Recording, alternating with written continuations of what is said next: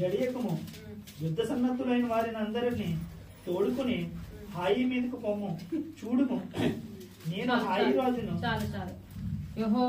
యెహోషువతో దేవుడు ఏమంటున్నాడండి? భయపడకము, జడియకము, యుద్ధ సన్నద్ధులైన వారిని అందరినీ తోడుకుని హాయి మీదకి పొమ్ము అంటే యెహోషువతో దేవుడు చెప్తున్న మాట, వెళ్ళు, యుద్ధానికి వెళ్ళు, నువ్వు భయపడొద్దు, నువ్వు భయపడకు, జడియకు, నువ్వు ఒడిగిపోకు, నువ్వు టెన్షన్ పడకు అంటే అంటే ఆ మాట చెప్తున్నాడంటే యెహోషువ భయపడుతున్నాడు అర్థం, యెహోవా టెన్షన్ లో ఉన్నాడు అర్థం, దడుస్తున్నాడు అర్థం. అందుకే దేవుడు చెప్తున్నాడు, నువ్వు భయపడద్దు యెహోషువ, నువ్వు యుద్ధానికి వెళ్ళు హాయి పట్టణం మీదకి, నువ్వు టెన్షన్ పడమాకు అని చెప్తున్నాడు. స్తోత్రం, హల్లెలూయా. అంటే 1వ అధ్యాయంలోకి వెళ్తే, యెహోషువ గ్రంథం 1వ అధ్యాయంలోకి వెళ్తే 5వ వచనం ఏముంటది? బ్రతుకు దినములన్నిటను ఏ మనుష్యుడు నీ ఎదుట నిలవలేకయుండును, నేను మోషేకు తోడయున్నట్టు నీకును తోడై నిన్ను విడువను, నిన్ను ఎడబాయి, నీ ఇబ్బరము కలిగి ధైర్యముగా. 9వ వచనంలో ఏముండేది మళ్ళీ?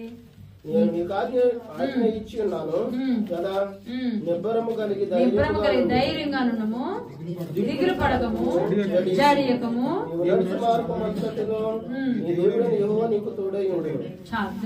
హల్లెలూయా.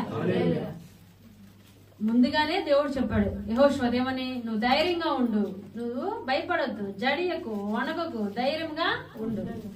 ఎందుకు చెప్పాడంటే, నేను మోషేకి ఎలాగ తోడుగా ఉన్నాను, నీకు అలాగే తోడుగా ఉన్నాను. ముందుగానే వాగ్దానం ఇచ్చాడుగా యెహోషువకి, ముందుగానే మాట ఇచ్చాడుగా, ముందుగానే వాగ్దానం ఇచ్చాడు. కానీ ఇక్కడ మళ్ళీ 8వ అధ్యాయంలో చెప్తున్నాడు, నువ్వు భయపడొద్దని నీకు చెప్పాను ఆల్రెడీ, నువ్వు జడియవద్దని నీకు నేను ఆల్రెడీ చెప్పాను. కానీ ఇక్కడ యెహోషువ భయపడుతున్నాడు. దేవుడు వాగ్దానం ఇచ్చాడు కానీ ఇక్కడ భయపడుతున్నాడు. ఎందుకు? అసలు యెహోషువ గురించి చూస్తే, యెహోషువ ఎలాంటి వాడంటే, మోషే సేవ చేస్తున్నప్పుడు, ఇశ్రాయేలు ప్రజలందరినీ నడిపిస్తున్నప్పుడు యెహోషువ మోషే వెనకాల నీడగా ఉండేవాడు అనమాట, తోడుగా ఉండేవాడనమాట. ఏ పని కావాలంటే ఆ పని, ఏ పరిచర్య కావాలంటే ఆ పరిచర్య. మోషే నాయకుడు, దైవజనుడికి కుడి పక్కకి ఎవరు ఉండేవాళ్ళండి? యెహోషువ ఉండేవాళ్ళు. మోషే కొండ మీదకి వెళ్లి, సీనాయి కొండ మీదకి వెళ్లి 40 రోజులు ఉపవాసం ఉండి ప్రార్థన చేస్తున్నప్పుడు, దేవునితో ముఖాముఖిగా మాట్లాడుతూ ఉన్నప్పుడు, ప్రార్థనలో గడుపుతూ ఉన్నప్పుడు, ఆ సహవాసంలో ఉన్నప్పుడు ఆ ఇజ్రాయేల్ ప్రజలందరూ ఏం చేశారు తెలుసండి? మోషే నాయకుడు లేకపోతే, మన క్లాస్ లో టీచర్ లేకపోతే ఏం చేస్తారు? పిల్లలందరూ గొడవ చేస్తారు, ఆడుకుంటారు, పాడుకుంటారు. ఆ టీచర్ వచ్చి సైలెన్స్ అంటేనే పిల్లలందరూ సైలెన్స్ గా ఉంటారు. ఫర్ ఎగ్జాంపుల్ నేను గానీ అయ్యగారు గానీ ఇక్కడ లేరనుకోండి, మీ పరిస్థితి ఎలా ఉంటుంది? ఎలా వెళ్తారు ఇంటికి? ఎట్లా వెళ్తారు? బస్సులు ఎలా ఎక్కుతారు? అసలు ఈ గొడవ మాటలు ఏంటి మీరేంటి అని మాట్లాడుకుంటా ఉంటారు, అవునా కదా? ఇక్కడ కూడా ఇజ్రాయేల్ ప్రజలందరూ, నాయకుడు మోషే లేడు, ఉన్నంతసేపు ప్రార్థన అంటాడు, రూల్స్ అంటాడు, రెగ్యులేషన్స్ అంటారు, అటెళ్ళమంటాడు, ఇటెళ్ళమంటాడు, ఎప్పుడు వెళ్తాము ఆ దేశానికి, కానానికి అని చెప్పి వాళ్ళు భయపడుతూ ఉండేవాళ్ళు. నాయకుడే లేకపోయినా ఇష్టానుసారంగా పాటలు, డాన్సులు, తాగుడులు ఎంతో ఎంజాయ్ చేస్తారు అన్నమాట ఇజ్రాయేల్ ప్రజలు. వీళ్ళందరూ ఇజ్రాయేల్ ప్రజలు ఎంజాయ్ చేస్తుంటే, వీళ్ళల్లో ఒకడు యెహోషువ ఏం చేస్తున్నాడండి? ఆ గుంపులో లేకోకుండా ఒక్కడిగా సపరేట్ అయిపోయి, కొండపైన మోషే ఉంటే కొండ కింద యెహోషువ ఉండి ప్రార్థన చేస్తున్నాడండి. ఎలా ప్రార్థన చేస్తున్నాడు తెలుసా? ఏమని ప్రార్థన చేస్తున్నాడు తెలుసా? అయ్యా, నా దైవజనుడు, నా నాయకుడు కొండపైన ప్రార్థన చేస్తున్నాడు. దేని ప్రార్థన చేస్తున్నాడో, దేనికోసం ప్రార్థన చేస్తున్నాడో, ఎందు నిమిత్తము భారము కలిగి ప్రయాసపడుతున్నాడో నా దైవజనుడు చేసే ప్రార్థన వినయ్యా. నా దైవజనుడితో, నా నాయకుడితో ఉండు తండ్రి. ఆయన వెళ్ళిన పని కార్యము ముగించేలాగా సహాయం చేయ తండ్రి. ఏ ఆటంకం లేకుండా, ఏ ఇబ్బంది లేకోకుండా నీడలాగా నువ్వు ఉండయా అని దైవజనుడి నిమిత్తము మోషేను కనిపెట్టుకుంటూ దేవుని కొరకు ప్రార్థన చేస్తూ, మోషే కొండపైన ఉంటే కొండ కింద యెహోషువ ఉండి ప్రార్థన చేస్తున్నాడు. అలాంటి వాడు యెహోషువ. ఎంత గొప్పవాడండి, ఎంత గొప్ప పరిచర్య అండి, ఎటువంటి ప్రార్థన అండి. అతని గురించి కాదండి చేస్తుంది, తన నాయకుడి నిమిత్తము. ఏదంటే అది మోషే పక్కన. అలాంటప్పుడు మోషే చివరి కాలంలో మరణించినప్పుడు, మోషే తర్వాత దేవుడు ఎవరితో మాట్లాడతాడు? యెహోషువతో. ఎందుకు యెహోషువతో మాట్లాడతాడు? ఎవరు మన తర్వాత పరిచర్య చేసేదన్నది ఇక్కడ వంశపారంపర్యం కాదు గాని, ఎవరు ఆత్మీయతలో వర్ధిల్లుతున్నారు, ఎవరు దేవుని కనిపెట్టున్నారు, ఎవరు దేవుని వెతుకుతున్నారు, ఎవరికి ఆశ ఉంది పరిచర్య చేయాలని, ఎవరికి ఆ మంట ఉంది, ఎవరికి అగ్ని ఉంది దేవుని పరిచర్య చేయాలని, వారిని దేవుడు వాడుకుంటాడు అన్నమాట.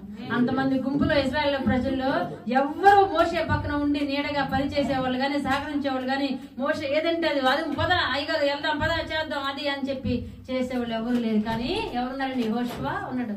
దేవుని స్తోత్రం. విశ్వాసంతో మాట్లాడు. అందుకే వేగులు వారు వెళ్ళినప్పుడు ఎరుకో గోడ అంతా కానాను దేశం చూసినప్పుడు కూడా మంచి మాట చెప్పింది. వారు ఏదైనా చెప్పమంటే ఫస్ట్ ఏమని చెబుతారండి? చెడ్డ మాట చెప్తారు. అది మన వల్ల కాదు అయ్యగారు, వద్దు ఆపేయండి.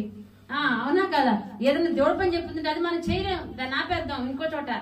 అందరూ అలాగే చెప్పారు. కానీ యెహోషువ మాత్రం మన వల్ల అవుతుంది, మనకు దేవుడు తోడుగా ఉన్నాడు, మనం ముందుకెళ్దాం అని చెప్పింది యెహోషువ. చాలా మంది దేవుని మందిరంలో ఏదైనా పని చెప్పినా ఏం చేస్తారండి? ఆటంకాలు, ఏదో ఒకటి నెగిటివ్ మాట్లాడతాము. ఇదే అక్కడ ఉన్న 8 మంది నెగిటివ్ మాట్లాడారు.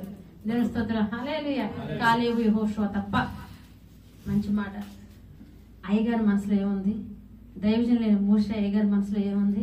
ఆయన మనసు ప్రకారంగా నడుచుకున్న వారు ఎవరండి? ఇప్పుడు యెహోషువతో దేవుడు ఏమన్నాడో తెలుసా? ఏమన్నాడంటే, యెహోషువ నేను మోషేకి ఎలా తోడుగా ఇశ్రాయేలు ప్రజలు నడిపించడానికి జ్ఞానాన్ని ఇచ్చాను, శక్తిని ఇచ్చాను, ఎలా అనుక్షణము నేను తోడుగా ఉన్నాను మోషేకి, అలాగే నీకు బ్రతుకున్నంత కాలం అంతా 2021 కాదు, 22 కాదు, 23 కాదు, ఆయుష్ కాలం నువ్వు బ్రతుకున్నంత కాలం అంతా నేను నీకు తోడుగా ఉంటాను. నిన్ను విడువను, ఎడబాయను. నువ్వు ధైర్యంగా ఉండు, నువ్వు జడియవద్దు, నువ్వు భయపడొద్దు, నువ్వు వణకొద్దు. I will be with you always. మోషేకి ఎలా తోడుగా నిరంతరం ఉన్నానో, ఎన్ని అద్భుతాలు నా ద్వారా మోషే జరిగినాయో అదే విధంగా నేను నీకు తోడుగా ఉంటాను. ఇశ్రాయేలు ప్రజలు వీళ్ళందరినీ ఎలా పరిపాలించాలి, ఎలా నడిపించాలి, ఎలా తీసుకెళ్లాలి, ఈ యుద్ధాలు ఎలా చేయాలని టెన్షన్ పడమాకు. నీ మాట వింటాడో లేదో అని టెన్షన్ పడమాకు. నువ్వు భయపడమాకు. యుద్ధంలో గెలుస్తానో లేదని భయపడమాకు. I will be with you. నేను నీకు మోషేకి ఎలా ఉన్నా అంతకన్నా గొప్పగా తోడుగా ఉంటాను అని చెప్పి ధైర్యపరిచామట. దేవుని స్తోత్రం. ఇది ఎవరిదంటే యెహోషువ యొక్క చిన్న వెనక్కి చూస్తే హిస్టరీ. ఇక్కడ 8వ వచనంలో 8వ అధ్యాయం చూస్తే మళ్ళీ భయపడిపోతున్నాడండి. దేవుని స్తోత్రం. హల్లెలూయా. అదొక చిన్న పట్టణము, హై పట్టణము. యెహోషువ తన పరిచర్య మొదలుపెట్టిన తర్వాత మోషే తర్వాత ఎన్నో యుద్ధాలు చేశాడు, అన్నింటిలో గెలుపు పొందుకున్నాడు. గెలుపు పొందుకుంటూ వెళ్తూ ఉన్నాడు. కానీ ఒక చిన్న పట్టణం దగ్గర ఓడిపోయాడండి. దేవుని స్తోత్రం. హల్లెలూయా. ఎవరు? యెహోషువ. హాయి అని ఒక చిన్న పట్టణం మీదకి వెళ్తే ఆ యుద్ధంలో ఫెయిల్ అయిపోయి భయపడుతున్నాడు. దేవుని స్తోత్రం. హల్లెలూయా. అన్ని టెస్టులో పాస్ అవుతాము, అనుకున్నవన్నీ జరుగుతూ ఉంటాయి, అంతా ప్రార్థన చేసిన విషయాలు అన్నింటిలో దేవుడు మేలు చేస్తూ ఉంటాడు, అంత పెద్ద గొప్ప కార్యాలు చేస్తుంటాడు. ఒక చిన్న విషయంలో మనము నిరాశ నిస్పృహలోకి వెళ్ళిపోతా ఉంటాం. అయ్యో ఇది జరగలేదే, అనుకున్నది జరగలేదే, అడిగింది చేయలేదే దేవుడు అని భయపడిపోతూ టెన్షన్ తో దిగులుతూ అక్కడే ఆగిపోతాం అన్నమాట. మోషే పరిస్థితి కూడా అదే. హల్లెలూయా. ఇన్నిటిల్లో గెలిచాడు, ఎన్ని యుద్ధాల్లో గెలిచి ముందుకు వెళ్తూ ఉన్నాడు. చిన్న హాయి పట్టణం ఎదురుకు వచ్చే లోపు ఏం చేశాడండి? భయపడిపోయాడన్నమాట. దేవుని స్తోత్రం. హల్లెలూయా. అందుకే దేవుడు చెప్తున్నాడు, నీకు నేను చేస్తాను కదా వాగ్దానం 1వ అధ్యాయంలో, ఆ వాగ్దానం జ్ఞాపకం చేసుకో, భయపడద్దు ఎప్పుడు కూడాను. నేను వాగ్దానం ఇస్తే దాన్ని నెరవేర్చే వాడిని చెప్తాను. 7వ అధ్యాయం 8వ వచనంలో చూస్తే దేవుడు చెప్తూ ఉన్నాడు. చూడండి ఎందుకు ఫెయిల్ అయ్యారు అసలు. 7వ అధ్యాయము 8వ వచనం. ప్రభువా కనుకరించుము, ఇశ్రాయేలీయులు తమ శత్రువుల ఎదుట నిలువలేక వెనుకకు తిరిగినందుకు నేనేమి చెప్పగలను? ప్రభువా నువ్వేమో తోడుగా ఉంటా అన్నావు, భయపడొద్దన్నావు, జడి అవద్దన్నావు. కానీ ఇశ్రాయేలు ప్రజలు మేమందరం ఓడిపోయి బెంగతో తిరిగి వచ్చేసాం కదా. ఇప్పుడు యుద్ధానికి వెళ్ళి మేము మా ఇశ్రాయేలు ప్రజలకి అందరికి మేమేం చెప్తాము? ఓడిపోయి మొహంతో ఉన్నాము మేము. వాళ్ళకి సమాధానం ఏం చెప్తాము? కానానికి వెళ్తామో లేదో, ఏంటి మా పరిస్థితి అని చెప్పి భయపడిపోతూ ఉన్న సమయంలో తెలుస్తుంది. హల్లెలూయా. They are crying. యెహోషువ ఏడుస్తూ ఉన్నాడు. మేము ఈ పట్టణంలో యుద్ధానికి వెళ్ళిపోయి ఓడిపోయి వచ్చేసామే, మా అందరం ఇప్పుడు మేము మా ఇశ్రాయేలు ప్రజల దగ్గరికి వెళ్ళి ఏం చెప్పగలుగుతాము, ఏం మాట్లాడగలుగుతాము, ఓడిపోయిన మొహాలతో వస్తున్నాగా అని చెప్పి ఏడుస్తూ ఉన్నాడండి. తెలుస్తుంది. హల్లెలూయా. ఓడిపోవడానికి కారణం లేకోకుండా ఉండదు. ఎందుకు ఓడిపోయారు అన్నది కూడా దేవుడు మనకి చెప్తాడు. 7వ అధ్యాయం 11వ వచనం. చాలు. దేవుని స్తోత్రం. హల్లెలూయా.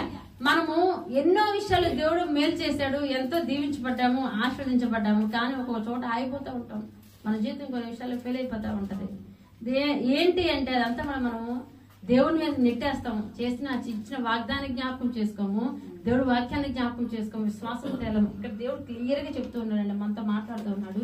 ఏం చదివారమ్మా ఇప్పుడు? నేను వారితో చేసిన నిబంధనను వారు మీరి ఉన్నారు. చాలు దేవుని స్తోత్రం. హల్లెలూయా. దాన్ని మళ్ళీ చదువు కంటిన్యూ అట్లాగే ఉండండి. ఓకే, ఏదైనా ఒకటి జరగలేదు అంటే ఇన్ని విషయాల్లో దేవుడు తోడుగా ఉండి యుద్ధాలు విజయాన్ని ఇచ్చిన దేవుడు ఒక చిన్న పట్టణంలో ఓడిపోయాడంటే కారణం లేకోకుండా ఉండదు. ఆ కారణాన్ని మనం తెలుసుకోవాలి. మన జీవితంలో కూడా ఎన్నో మేలు జరుగుతూ ఉండి అద్భుతాలు జరుగుతుంటే ఒక చోట మనం ఫెయిల్ అయిపోతాం. అన్ని ఎగ్జామ్స్ పాస్ అయ్యి ఒక ఎగ్జామ్ ఫెయిల్ అయిపోతా ఉంటాం. అన్ని విషయాలు ముందుకు నడిపించి ఒక్కొక్క విషయంలో అనుకున్నది జరగదు. ఎందుకు జరగడం లేదు? ఆ కారణం మనము తెలుసుకోవాలి. ఆ కారణం ఎలా తెలుస్తుందండి? ఎలా తెలుస్తుంది? ప్రభు సన్నిధిలోకి వచ్చి మొర పెడితే ఆ కారణము అనేది మనకి తెలుస్తుంది అనమాట. ఇప్పుడు ఎందుకు ఫెయిల్ అయిపోయాం, ఎందుకు ఓడిపోయామని చెప్పి యెహోషువ కూడా దేవుని దగ్గర ప్రార్థించక మొర పెట్టగా దేవుడు తెలియజేస్తున్నాడు. యెహోషువ, మీరు ఓడిపోవడం కారణము ఒక పాపం మీరు చేసి ఉన్నారు. శపితమైన దాన్ని కొంత తీసుకుని దొంగిలి బొంకి తమ సామానులో దాన్ని ఉంచుకొని ఉన్నారు. చాలు దేవుని స్తోత్రం. హల్లెలూయా. ఏం చేశారండి? శపితమైన దాన్ని ఒక దాన్ని తీసుకుని దాన్ని దొంగిలించేసి దాన్ని, అది దేవునికి సంబంధించింది కానీ ఏం చేశారండి వీళ్ళు? దొంగిలించారు, మళ్ళీ బొంకారు, అంటే మళ్ళీ అబద్ధం చెప్పేశారు. వాళ్ళ సామాన్లు దాన్ని ఉంచేసుకున్నారు. దేవుని స్తోత్రం. హల్లెలూయా. అది వారు చేసింది. అంటే 6వ అధ్యాయం 18, 19 చూడండి ఒకసారి. శపించబడిన దానిలో కొంచెమైనా మీరు తీసుకుని ఎడల మీరు శాపగ్రస్తులవుతారు, శాపము తెప్పించి దానికి బాధ కలగజేయదు కనుక శపింపబడిన దాన్ని మీరు ముట్టకూడదు. నెక్స్ట్, వెండియు బంగారును ఎత్తడి పాత్రలను ఇనుప పాత్రలను యెహోవాకు ప్రతిష్ఠితములగును, వీటిని యెహోవా ధనాగారంలో ఉంచవలను. చాలా జాగ్రత్త తినాలి, చాలా జాగ్రత్త తినాలి. శపించబడిన దానిలో కొంచెమైనా నువ్వు తీసుకుని ఎడలా ఏమవుతాం? మనం శాపగ్రస్తులము అయిపోతాం. ఓకే, నెక్స్ట్, ఇశ్రాయేలు పాలము శాపము తెప్పించేది దానికి బాధ కలగజేది కనుక శపించబడిన దాన్ని మీరు ముట్టకూడదు. వెండి బంగారము ఇవన్నీ కూడా ఇత్తడి పాత్రలు అన్ని అది యెహోవాకి ప్రతిష్ఠితములు, అవి యెహోవా మందిరంలోనే ఉండాలి. ఏదైనా సరే ఒక దేవునికి అర్పించినప్పుడు, సమర్పించుకున్నప్పుడు, ప్రతిష్ఠించుకున్నప్పుడు ఏం చేయాలి తెలుసండి? అది దేవుని మందిరంలో పెట్టాలి, దేవుని ధనాగారములో పెట్టేయాలి. అది దేవుడిది మనం తీసుకుంటే ఏమవుతాం? మనము శపించబడతాము. దీని వల్ల ఏమవుతుందో తెలుసా? మనము మాత్రమే కాదు, మన కుటుంబము కూడా శపించబడతారు. మన వల్ల మన కుటుంబం కూడా బాధపడతారు. ఇప్పుడు చూడండి, ఆకాన్ అనే ఒక వ్యక్తి ఏం చేసేయండి? ఒక వస్తువును తీసుకోకుండా వస్తువు, దేవునికి సంబంధించిన వస్తువు తీసుకుని దొంగిలించి అబద్ధమాడి తన సామాన్లో కలిపేసుకున్నాడు. అది దేవునికి ఇవ్వవలసింది, దేవుని మందిరంలో పెట్టాల్సింది, దేవునికి అర్పించవలసిన బంగారపు కమ్మి, కానీ ఆకాను అనే వ్యక్తి తీసేసుకున్నాడు. తెలుస్తుంది. హల్లెలూయా. ఒక్క ఆకాను తీసుకోవడం వల్ల, ఆ ఇంట్లో ఒక్క వ్యక్తి తప్పు చేయటం వల్ల ఆ ఇంట్లో అందరూ శాపం వచ్చేసింది. అందరూ చంపబడ్డారు, అందరూ రాళ్లతో కొట్టబడ్డారు. ఆకాను లోయ అని అంటారు. ఆకాను ఒక లోయలో తీసుకెళ్లి వాళ్ళ కుమార్తెలు కుటుంబాన్ని అందరినీ తీసుకెళ్లి ఏం చేశారు తెలుసా అండి? రాళ్లతో కొట్టి చంపేశారు. ఎవరు? ఒక వ్యక్తి తప్పు చేసినందుకు.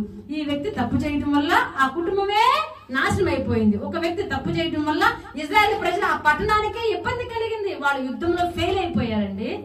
దేవుని స్తోత్రం. హల్లెలూయా. మనం అనుకుంటాం మనం తాగితే నష్టం ఏంటి, మనమేగా, మా ఆరోగ్యము, మేము ఉంటాం లేకపోతే పోతాం అని అనుకుంటా. దేవుని స్తోత్రం. హల్లెలూయా. నేను తప్పు చేస్తే ఏంటి? నువ్వు తప్పు చేస్తే అది నీకే కాదు, నీ కుటుంబం కూడా శాపం తీసుకొచ్చిన వారుగా వాళ్ళు మన వల్ల అనారోగ్య పాలైపోతారు, మన వల్ల శపించబడతారు, మన వల్ల ఇబ్బందులు పాలైపోతారు. అంతేకాదు దేవుని స్తోత్రం. హల్లెలూయా.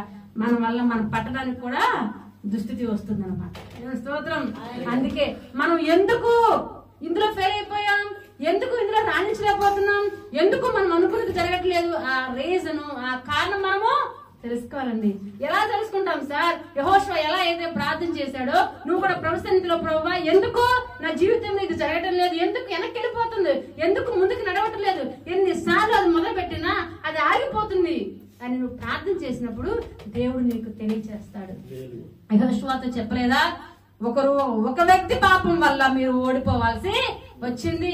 నీ పాపం వల్ల, నీ కుటుంబంలో ఇంకొకరి వల్ల, ఇంకొకరు అవిధేయత వల్ల, ఇంకొకరు దేవుడు మాట వినకపోవడం వల్ల, దేవుడు చెప్పినట్టు చేయకపోవడం వల్ల, ఏది ప్రతిష్టమైన దాన్ని నువ్వు ఇస్తానని చెప్పి ఇవ్వకోకుండా ఈ సంవత్సరంలో నేను ప్రతిష్ఠించుకున్నాను, ప్రతిరోజు 1 గంట ప్రార్థిస్తాను, నిన్ను ప్రతిష్ఠించుకున్నాను, వారం దేవుని సన్నిధిలో ఉంటానని చెప్పి నేను ప్రతిష్ఠించుకున్నాను, ఇంత దశంభాగం దేవునికి ఇవ్వాలని చెప్పి నేను ప్రతిష్ఠించుకున్నాను, ఈ సంవత్సరం అంతా ప్రతి ప్రతి వారం దేవుని సన్నిధిలో నేను ప్రతిష్ఠించుకున్నావు. ఉదయం వేకుజాము 4 గంటలు లేసి ప్రార్థించాలని సమయాన్ని ప్రతిష్ఠించుకున్నావు, నీ శరీరాన్ని ప్రతిష్ఠించుకున్నావు, నీ సమర్పణను ప్రతిష్ఠించుకున్నావు, నీ పరిచర్యను ప్రతిష్ఠించుకున్నావు. కానీ నువ్వు ఫెయిల్ అయిపోయావు. వాక్యం చదువుకుంటా అని చెప్పి ప్రతిష్ఠించుకున్నావు. అది దేవునిది, దేవుని సమయము, దేవుని శరీరము, దేవునికి ఇవ్వాల్సిన టైము, దేవునికి ఇవ్వాల్సిన ధనము. అది దశంభాగమే కానీ, అది కృతజ్ఞత అర్పణలే కానీ, అది ఒక దేవుని పరిచర్య కానీ, సంథింగ్ నేను కాదు మీరు సమర్పించుకున్నారు నూతన సంవత్సరంలో. కానీ దాని ప్రకారంగా మీరు చేయలేదు. దాని వల్ల ఏమైందండి? మీరు ఫెయిల్ అవడమే కాదు, ఆ పని ఆగిపోవడమే కాదు, మీ వల్ల మీ కుటుంబంలో కూడా ఇబ్బంది పడిపోయారు. అది దేవుని సమయం అండి, అది దేవునికి సంబంధించిందండి, అది మీరు దేవునికి ప్రతిష్ఠించుకున్నదండి. ఎందుకండి మనం వెనక్కి వెళ్ళిపోతున్నాం? ఎందుకండి మనకి జరగటం లేదు? ఎందుకండి మన కుటుంబం మాత్రం అలా మిగిలిపోయింది అంటే దేవుడు కారణం కంపల్సరిగా తెలియచేస్తాడు. ఆ కారణం పాపమే కారణం. అయితే మరి ఈ కారణం తెలిసింది కదా, ఇప్పుడేంటి? నీ తప్పు నీకు తెలుసుకున్నప్పుడు, దేవుడిని అడిగినప్పుడు కారణం చెప్తే ఆలోచన ద్వారా నీకు దేవుడు తెలియజేస్తాడు. ప్రార్థన చెప్తున్నప్పుడు దేవుడు నీతో మాట్లాడతాడు. వాక్యం ద్వారా నువ్వు ప్రార్థించేటప్పుడు ప్రభు సన్నిధిలో అప్పుడు ఆ కారణం తెలుసుకుని నువ్వేం చేయాలి? నెబుకద్నెజరు కూడా ఏం చేశారండి తెలుసు? హల్లెలూయా.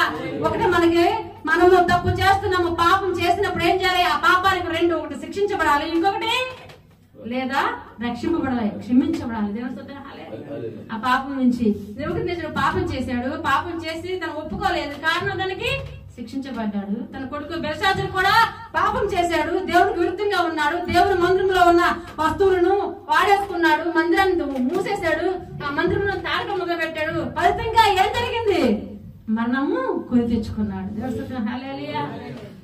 అంటే మన పాపం ఒప్పుకొని పశ్చాత్తాపడి ఆ కారణం తెలిసినప్పుడు దేవుని మందిరంలో కన్నీరు కార్చి పశ్చాత్తాపడినప్పుడు దాని నుండి క్షమాపణ మనకి ఉంది. క్షమించే మనసు, ఆ హృదయము, ఆ పశ్చాత్తాప హృదయము నీలో లేనప్పుడు దానికి ప్రతిఫలం ఏంటి? శిక్షింపబడడం. మనం చేసిన తప్పును మనం తెలుసుకోగా, ఇంకా తెలుసుకుని కూడా దాన్ని మారు మనసు లేకోకుండా, మనం సరి చేసుకోకుండా అదే జీవితాన్ని కొనసాగించిన మనం శిక్షించబడతాము. తెలుసుకుని దేవుని స్తోత్రం పశ్చాత్తాపంతో కన్నీరు కాల్చి మళ్ళీ మనము దేవుని యందు తిరిగినప్పుడు దేవుని స్తోత్రం హల్లెలూయా, దేవుడు మళ్ళీ నీకు విజయాన్ని ఇస్తాడు. అయితే నేను ఏం చెప్పాలనుకుంటున్నాను, ఎందుకు ఆకాందాకి వెళ్ళానంటే దేవుని స్తోత్రం హల్లెలూయా. 8వ అధ్యాయం 1వ వచనం ఏమన్నానంటే, యెహోషువా నువ్వు భయపడకు, నేను 1వ అధ్యాయంలో నీకు చెప్పా మోషేకు తోడుగా ఉన్నట్టే ఉంటాను, ప్రతి దినములంతా తోడుగా ఉంటాను, నువ్వు ఎక్కడ భయపడొద్దు, నువ్వు ఎక్కడ వణకొద్దు, నీకు అన్ని చోట్ల విజయమే అని చెప్పాను. మళ్ళీ 8వ అధ్యాయంలో నీకు ఎందుకు చెప్తున్నా అంటే, హాయిపట్నంలో నువ్వు ఓడిపోయావని నాకు తెలుసు, ఓడిపోయావని చెప్పి వెనక్కి తిరగకు. దేవుని స్తుతి hallelujah. I will be with you. కారణం తెలిసిందిగా. ఇక్కడ ఏం చేశారండి? ప్రాయశ్చిత్తంగా ఏం చేశారు? ఆకాను తీసుకెళ్ళమన్నారు, ఒక గుంటలో వేసారు.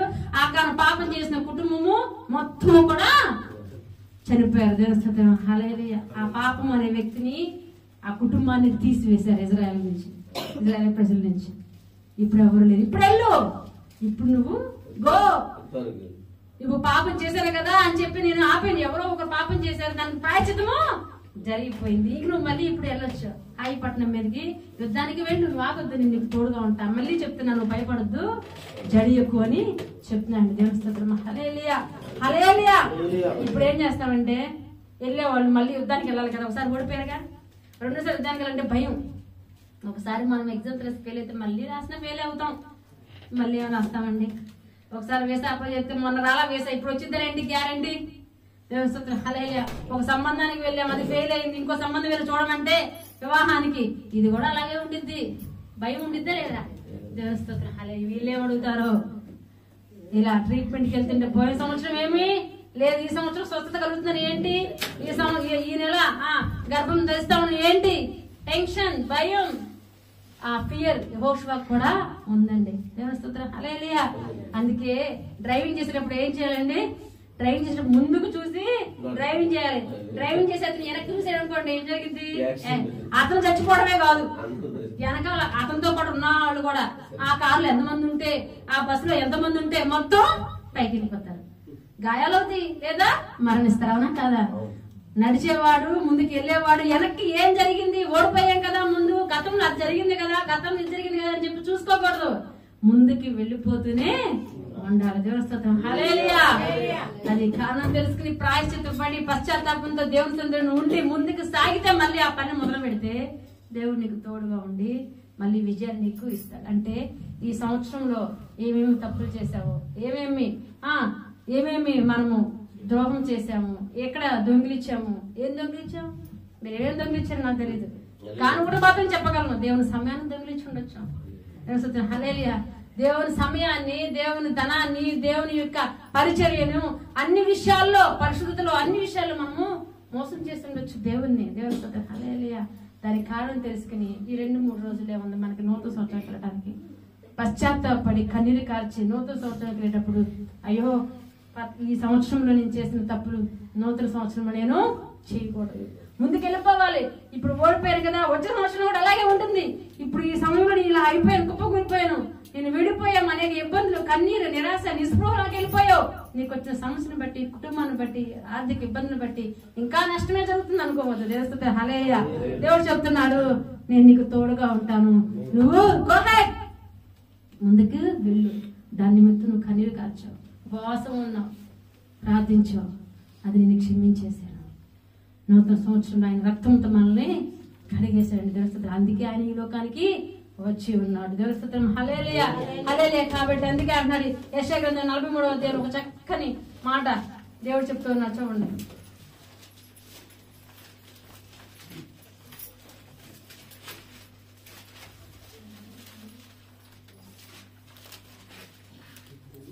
ఉమ్ 43వ అధ్యాయం 18-19. మునుపటి వాటిని జ్ఞాపకం చేసుకొనకుడి, పూర్వకాలపు సంగతులను తలంచుకొనకుడి. చాలు. హల్లెలూయా. ఏం చెప్తాను వినాలి, చాలా జాగ్రత్తగా ఉంటున్నారా? మునుపటి వాటిని జ్ఞాపకము చేసుకొనడి, పూర్వకాలపు సంగతులను తలంచుకొనడి. ఏ విషయాలలో నువ్వు ఓడిపోయావో వాటిని జ్ఞాపకం చేసుకోవద్దు. ఏ విషయాల్లో నువ్వు ఫెయిల్ అయిపోయావో వాటిని నువ్వు జ్ఞాపకం చేసుకోవద్దు. పూర్వం జరిగిన సంగతులను అసలు తలంచుకోవద్దు. వాటి గురించి పదే గుర్తించుకోవద్దు.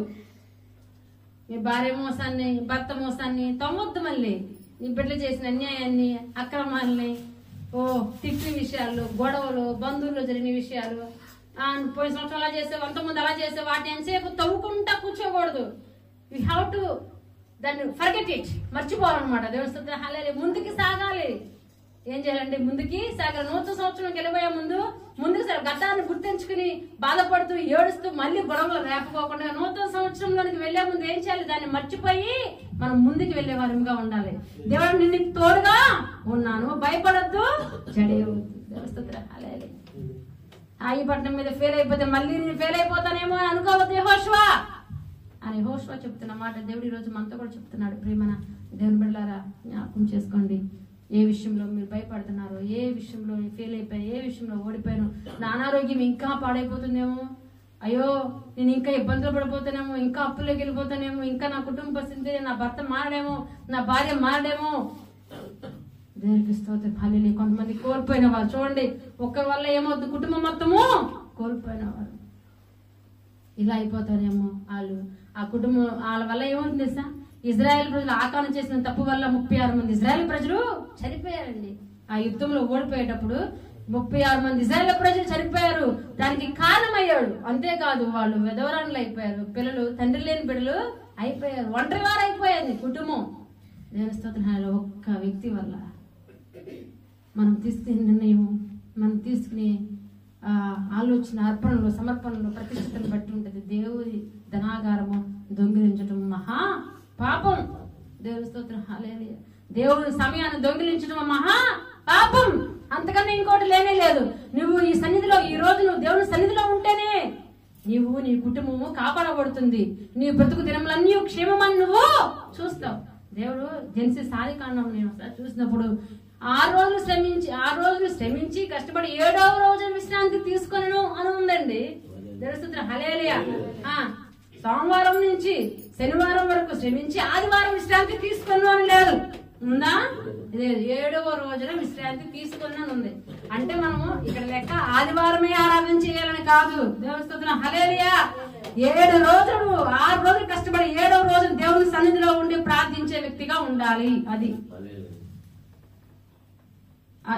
చూస్తారా? చూడండి. ఆదికాండం 2వ అధ్యాయము 3వ వచనం. కాబట్టి దేవుడు ఆ 7వ దినమున ఆశీర్వదించి పరిశుద్ధపరిచెను. ముందు 2వ వచనం చివరి నుంచి చదవండి. దేవుడు తాను చేసిన తన పని 7వ దినములోగా సంపూర్తి చేసి తాను చేసిన పని అంతటి నుండి 7వ దినమున విశ్రమించెను. కాబట్టి ఆ దేవుడు ఆ 7వ దినమున ఆశీర్వదించి పరిశుద్ధపరిచెను. దేవుని స్తుతి హల్లెలూయా. కాబట్టి 7వ దినమున మనకి విశ్రాంతి దినమై ఉంది. అది ఎప్పుడు మనకి ఇక్కడ ఎప్పుడు మనకి అది శుక్రవారం అండి. అర్థమవుతుందా? మేము ఆదివారం ప్రార్థనకి వెళ్తామండి, మేము ఆదివారం సిటీకి వెళ్తామండి. అది కాదండి, ఆదివారం వర్కింగ్ డే. ఇక్కడ నువ్వు ఇండియాకి వెళ్తే నీకు 7వ దినం ఆదివారం, ఇక్కడ 7వ దినం ఏంటి? శుక్రవారం. నువ్వు దేవుని సన్నిధిలో ఉంటే అప్పుడు నీవు, నీ కుటుంబము, నీ బిడ్డలు తెలియని మేలు, అనేకమైన సంతోషాలు, భద్రత, కాపుదల, రక్షణ దేవుడు మనకి దయచేస్తాడు. నువ్వు అడగకపోయినా ఎన్నో మేలు దేవుడు చేస్తాడు. దేవుని స్తోత్రం హల్లెలూయా. మరి ఇక్కడ చూడండి, 36 ఇజ్రాయేలు ప్రజలు ఒక్క వ్యక్తి వల్ల ఏమైందండి? మరణించారు ఇజ్రాయేల్ ప్రజలు. అందుకే దేవుడు చెప్తున్నాడు ఏమని? సరే జరిగిపోయింది, దానికి ప్రాయశ్చిత్తం జరిగింది. ఇప్పుడు ఎవరు మన పాపాలకు ప్రాయశ్చిత్తం చేసింది? ఎవరు ఇప్పుడు ఎవరు మనకి పాపాలకు ప్రాయశ్చిత్తం చేసింది? అక్కడ ఆకాను మరణించాడు, ఆకాను కుటుంబం అందరూ మరణించారు. ఇక్కడ మన కొరకు ఎవరు మరణించారండి? యేసయ్య మరణించాడు సిలువలో. ప్రాయశ్చిత్తం ఆయన చేశాడు. నువ్వు చేయాల్సిందేంటి? తప్పు తెలుసుకుని, ఎందుకు ఆ రీజన్ తెలుసుకుని దేవుని సన్నిధిలో కన్నీరు కాచి పశ్చాత్తాప గుణంతో ఉన్నప్పుడు నువ్వు క్షమించబడతావు. నువ్వు మళ్ళీ మొదలు పెట్టచ్చు ఆ పనిని. నువ్వు మళ్ళీ నడవచ్చు. ఇంక ప్రాచీనం అయిపోయిందని, ఓడిపోయిందని, ఆ వ్యభిచార జీవితాన్ని, ఆ దొంగల జీవితాన్ని, ఆ అవసరమైన జీవితాన్ని, ఆ పాడైపోయిన జీవితాన్ని, ఆ మురికి గుట్టని don't remember that one. Go, నువ్వు ముందుకు వెళ్ళు, మళ్ళీ మొదలు పెట్టు నీ జీవితాన్ని. కొత్తగా సాగు, సంతోషంగా ఉండు, ఆనందంగా ఉండు. ఆ ప్రాచీన జీవితాన్ని, ఆ మురికి జీవితాన్ని, ఆ పాడైపోయిన జీవితాన్ని, ఆ మోసకరమైన జీవితాన్ని, ఎవరు వ్యక్తులు మోసం చేసిన వ్యక్తుల్ని జ్ఞాపకం చేసుకోవాలి. అది దేవుడు మనతో చెప్తున్నాడు. దీన్ని జ్ఞాపకం చేసుకుని నూతన సంవత్సరం అట్టాగా అడుగు పెడతారేమో, అడుగు పెట్టకూడదు. దేవుని స్తుతి హల్లెలూయా. దాన్ని మర్చిపోవాలి, దాన్ని వదిలేసేయాలి. పశ్చాత్తాపంతో కన్నీరు కార్చింది. అయ్యా నాదేనయ్యా మిస్టేక్, నా వల్లేనయ్యా ప్రభు ఎన్ని ఇబ్బందులు నాకు, నా కుటుంబానికి రావటానికి, నా పని చేసేటప్పుడు పనులు ఉండటానికి కేవలం నేనే రీజన్, నేనే కారణమై ఉన్నాను అని చెప్పి పశ్చాత్తాపం. అలా మనము బుద్ధి తెచ్చుకోవాలి. లోకసువార్త 15వ అధ్యాయము 17వ వచనంలో తప్పిపోయిన కుమారుడు, ఆ ఒక్క మాటలోనే ఏం చేశాడండి? లోకసువార్త 15వ అధ్యాయం 17వ వచనంలో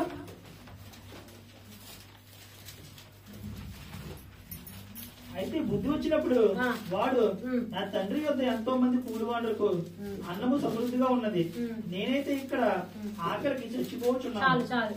తప్పిపోయిన కుమారుడు ధనానంతా వాడుకుని వృధా చేసి పాడు చేసి తన జీవితంలో ఓడిపోయి తన దగ్గర ఉన్న డబ్బులంతా పోయినప్పుడు, తనకున్న స్నేహితులందరూ వదిలేసి వెళ్ళిపోయినప్పుడు ఎప్పుడు వచ్చిందండి? బుద్ధి. ఏమొచ్చింది? బుద్ధి వచ్చినప్పుడు. బుద్ధి వచ్చిందంట. తెలుస్తుంది హల్లెలూయా. అయ్యో ఇప్పుడుగా నా తండ్రి దగ్గరికి వెళ్తే చాలు, తండ్రి దగ్గరికి వెళ్ళాలన్న బుద్ధి తెచ్చుకున్నాడు. అప్పుడు బుద్ధి వచ్చింది. ఈ రోజు దేవుడి వాక్యాన్ని బట్టి మనకు బుద్ధి వచ్చింది అనుకోండి. దేవస్థ హల్లెలూయా. మనం బుద్ధివంతులుగా అయితే ఇంకా మన జీవితం వెనక్కి తిరిగి చూడాల్సిన పనే లేదు. దానియేలు గ్రంథంలో ఉంటది కదా, దానియేలు గ్రంథం 12వ అధ్యాయం 3వ వచనంలో చదవండి.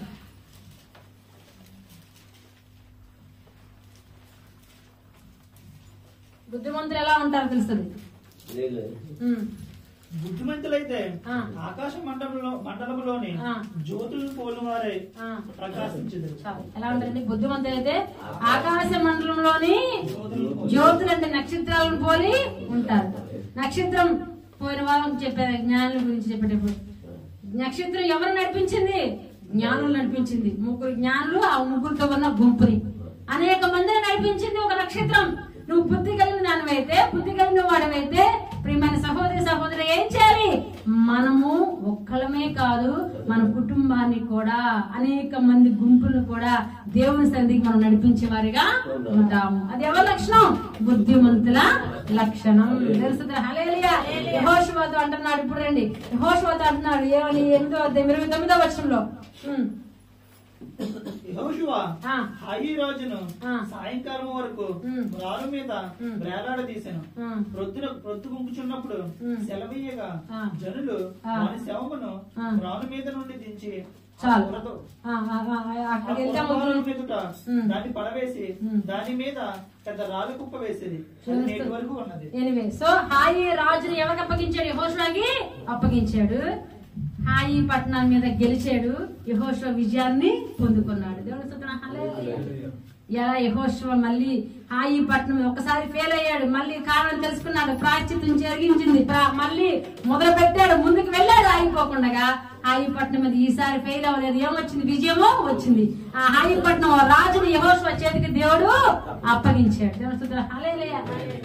ఆ రాజ్యంలో ఉన్న ధనము బంగారం సమస్తము యెహోషువ చేతికి అప్పగించబడిందండి.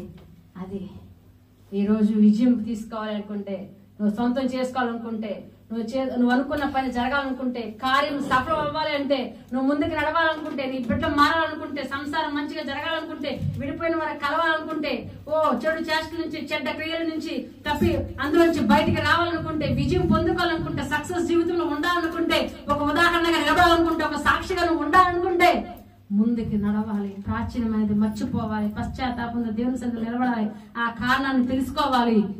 ముందుకి సాగితే దేవుని స్తుతి. హల్లెలూయా. నువ్వు మళ్ళీ విజయాన్ని పొందుకుంటావు. 2025లో మనం విజయాన్ని పొందుకునే అవకాశం ఇవ్వకూడదు సాతానికి. ఆ కారణం మనలోనే ఉంది, ఎవరిలో లేదు. ఎవరైనా కదిలించవలసిందే. ఎవరైనా దేవుని సన్నిధిలో ఉండి మొరపెట్టగా, కన్నీటితో ప్రార్థించగా, నువ్వు పశ్చాత్తాపం పొందగా ఆ పని జరగవలసిందే. దేవుని స్తుతి. హల్లెలూయా. విజయాన్ని will see the victory in 2025. మనం ఓడిపోవడానికి గల కారణం ఏంటో తెలుసుకోవాలి. మనం ఫెయిల్ అవడానికి గల కారణం ఏంటి? ఒక వ్యక్తి, ఒక స్టూడెంట్ ఫెయిల్ అవుతున్నాడంటే ఒకటే కారణం ఏంటి? అతని క్లాస్ కి రెగ్యులర్ గా వెళ్ళడం లేదని, అతను చదవటం లేదని, చదివిన దాన్ని చెప్పడం లేదని, గుర్తు పెట్టుకోలేదని, నేర్చుకోలేదని, దాని ప్రకారంగా జీవించట్లేదని, ఆ టెస్ట్ రాయలేదని సరిగ్గా. దేవుని స్తుతి. హల్లెలూయా. ఈ రోజు నీ జీవితంలో నువ్వు అనుకున్నది ప్రణాళిక మంచిగా జరగకపోవడానికి, మంచి రోజులు లేకపోవడానికి, అనుకున్నది సాధించకపోవడానికి, నిరాశలో ఉండడానికి, నిస్పృహ ఉండడానికి, కన్నీరు కార్చడానికి, ఇబ్బందుల ఇరుకులో నష్టంలోకి వెళ్ళడానికి గల కారణం మనమే. అది తెలుసుకుని ఆ కారణం ఏంటో దేవుని సన్నిధిలో మొర్రపెట్టి ప్రార్థించగా, దేవుని స్తుతి. హల్లెలూయా. దేవుడు నీకు విజయాన్ని 2025లో ఇవ్వబోతున్నాడు. హాయి పట్టణం మీద ఎలా ఓడిపోయారని భయపడిపోతూ జడితో ఉన్నాడు. మళ్ళీ దేవుడు తెలియజేస్తున్నాడు, భయపడి ఇంకా పాపాన్ని, నేను పాపిని, నేను వ్యభిచారిని, నేను దొంగని, నేను మోసగట్టిని, నేను మోసగాన్ని, నేను త్రాగుపోతున్నా అనుకుంటావేమో. నేను నిన్ను క్షమించేశాను. మంచి జీవితం మొదలుపెట్టు, కొత్త జీవితం మొదలుపెట్టు, మళ్ళీ ఆ పని స్టార్ట్ చేయి, మళ్ళీ వ్యాపారాన్ని మొదలుపెట్టు. దేవుని స్తుతి. హల్లెలూయా. దేవుడు నీకు తోడుగా ఉండి సంతోషాన్ని 2025లో ఇవ్వబోతున్నాడండి. దేవుని స్తుతి. హల్లెలూయా. యెహోషువకి ఇచ్చాడు. ఈ రోజు దేవుడు అదే మనతో మాట్లాడాలనుకుంటున్నాడు. నువ్వు ఎక్కడ ఓడిపోయావో అక్కడ గెలవాలన్నదే. హాయి పట్టణం మీదే కదా నువ్వు ఓడిపోయింది, అక్కడే నువ్వు గెలవాలి. నేను వెళ్ళను, మళ్ళీ ఇంకోసారి యుద్ధానికి వెళ్ళను. 36 మంది ఒకసారి వెళ్తే చనిపోయారు. నన్ను నమ్ముకు నిజాల ప్రజల గుంపంతా ఉంది, నేనేం వాగ్దానం దేశానికి తీసుకెళ్తాను అనుకున్నాను. దేవుని స్తుతి. హల్లెలూయా. దేవుడు అంటున్నాడు, నో యెహోషువ, నువ్వు ఫెయిల్ అయింది. ఎక్కడ? హాయి పట్టణం మీదేగా, అక్కడే నువ్వు గెలవాల్సిందే. ఎక్కడైతే నువ్వు ఓడిపోయావో అక్కడ గెలవాలి. ఎక్కడ అపజయం తెచ్చుకున్నావు అక్కడ విజయం నువ్వు తెచ్చుకోవాలి. ఎక్కడ అవమాన పాలయ్యో అక్కడ నువ్వు తల ఎత్తుకోవాలి. ఎక్కడ సిగ్గుతో తల దించుకున్నావో అక్కడ నువ్వు తల ఎత్తబడాలి. నేను నీకు తోడుగా ఉన్నాను. ఓడిపోయి తిరిగి వచ్చే తెల్లా అండి. ఎక్కడ ఏ రంగంలో ఓడిపోయారు ఈ రోజు మీరు? ఆర్థికంగానా, కుటుంబం విషయంలోనా, బిడ్డల విషయంలోనా, చదువు విషయంలోనా, ఏ విషయంలో నువ్వు ఓడిపోయావు అక్కడ నువ్వు గెలవాలి. అందులో నువ్వు సాధించాలి. ఆ రంగంలో నువ్వు నెంబర్ 1 స్టేజ్ లో ఉండాలి. అదే దేవుడికి కావాల్సిందండి. నువ్వు ఓడిపోవడంగా, కింద వాడిగా, కింద స్థాయిగా తలదించుకోవడం, సిగ్గుపడటం కాదు దేవుడికి కావాల్సిందండి. దేవుని స్తోత్రం. హల్లెలూయా.